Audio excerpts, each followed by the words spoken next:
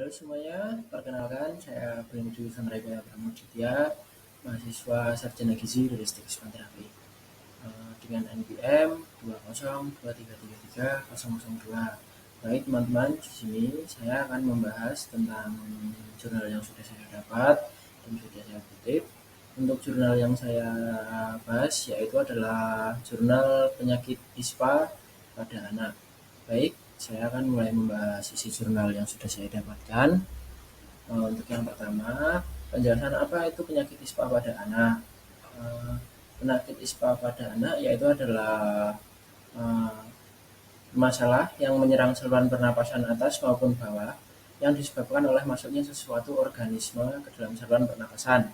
Pada kebanyakan kasus, batuk dan pilek bisa sembuh sendiri, tergantung daya tahan tubuh seseorang. Akan tetapi, pada anak, infeksi bisa lebih berbahaya karena dapat mengganggu pola makan dan bahkan menyebabkan infeksi saluran pernapasan yang lebih serius. Selanjutnya, isi dari jurnal yang saya bahas yaitu ada obat-obatan yang digunakan untuk penyakit ISPA pada anak. Penyakit ISPA bisa diberikan obat-obatan seperti antibiotik. Antibiotik ini diberikan untuk infeksi saluran pernapasan atas tanpa pemeriksaan terlebih dahulu untuk mengetahui mikroorganisme penyebabnya. Padahal penggunaan obat antibiotik yang rasional seharusnya berfokus pada pemilihan antibiotik yang spesifik dan efektif dalam membasmi mikroorganisme penyebab infeksi. Untuk gejala awal ISPA, itu ada pilihannya, ada terapi tanpa obat atau non-farmakologi yang bisa dicoba. Salah satu metode yang efektif adalah inhalasi dengan sederhana.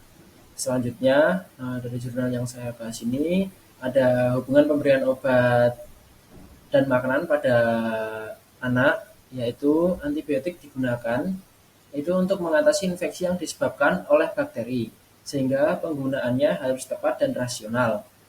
Selanjutnya, pemilihan dan penggunaan antibiotik yang tepat dan rasional itu akan menentukan keberhasilan pengobatan. Sebagai penunjang, pasien itu biasanya disarankan untuk melakukan terapi non-farmakologi seperti minum banyak air dan berbanyak istirahat, serta mengonsumsi makanan yang bergizi itu untuk membantu dalam masa pemulihannya. Selanjutnya, poin dari jurnal yang saya bahas itu ada pencegahan ISPA pada anak yang bisa dilakukan, yaitu yang pertama ada pendidikan kesehatan. Nah, pendidikan kesehatan ini adalah fondasi penting untuk meningkatkan pemahaman kesehatan, terutama bagi anak-anak. Pemberian edukasi ini krusial di usia dini, karena pada fase inilah anak itu mulai membentuk kebiasaannya yang akan mereka bawa hingga dewasa. Selanjutnya itu pendidikan untuk ibu. Nah, peran ibu di sini itu sangat krusial. Penting bagi ibu itu untuk memahami seluk-beluk dari penyakit ISPA, mulai dari tanda dan gejala, serta perkembangan penyakit hingga potensi komplikasinya. Dengan pengetahuan ini, ibu dapat memberikan penanganan awal yang tepat bagi anak dan efektif, serta mengimplementasikan langkah-langkah pencegahan sejak dini untuk melindungi anak dari ISPA. Baik, sekian yang bisa saya bahas dari jurnal yang sudah saya tentukan, yaitu untuk jurnal ISPA pada anak.